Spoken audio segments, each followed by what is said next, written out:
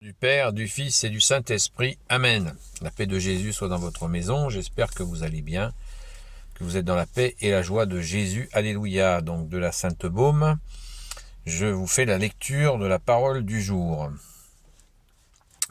Pas dehors parce que déjà c'est les premiers froids. Saint Luc, chapitre 8, versets 4 à 15. Une foule nombreuse s'était rassemblée, car on venait à lui de tous les villages. Jésus alors leur donna cette comparaison. Le semeur est sorti pour semer la semence, et il se met à semer, une partie tombe au long du chemin.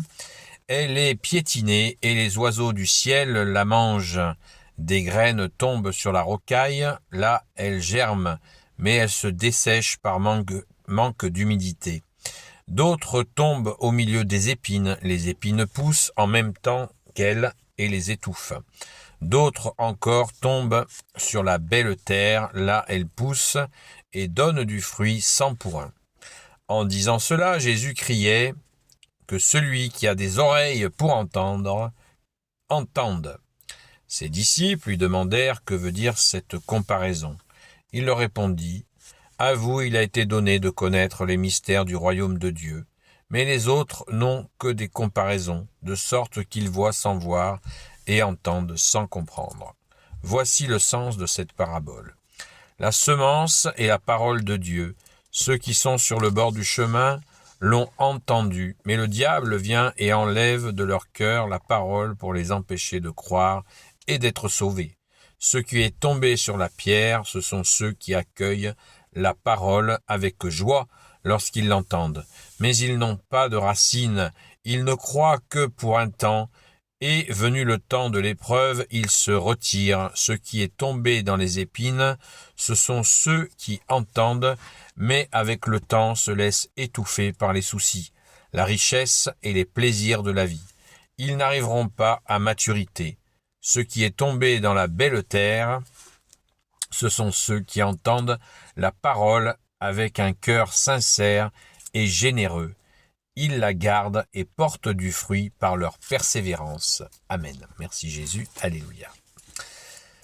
Eh bien écoutez, je n'ai pas grand-chose à expliquer puisque Jésus s'est donné lui-même la peine de nous l'expliquer, cette parabole du semeur. Merci, bien-aimé Jésus, c'est absolument magnifique. Sois béni, Jésus, dans tes anges et dans tes saints. C'est absolument... Tout est dit. Tout est dit. Gloire éternelle soit au Père et au Fils et au Saint-Esprit, maintenant et toujours, et pour l'éternité. Amen. Ô Jésus, toi qui peux tout et qui portes tout, s'il te plaît, bénis toutes celles et ceux qui regarderont cette vidéo, ainsi que leurs proches selon ta sainte volonté. Sainte Marie, Reine des cieux, Saint Joseph, Grand Saint Joseph, Sainte Marie-Madeleine, notre chère Sainte Patronne, et vous tous les saints et saintes amis de Jésus, Saint Michel Archange, Saint Gabriel Archange, Saint Raphaël Archange, et vous tous les anges qui servent Jésus. Je vous confie toutes celles et ceux qui regarderont cette vidéo, ainsi que leurs proches, selon ta sainte volonté, ô Jésus. La paix de Jésus soit dans votre maison.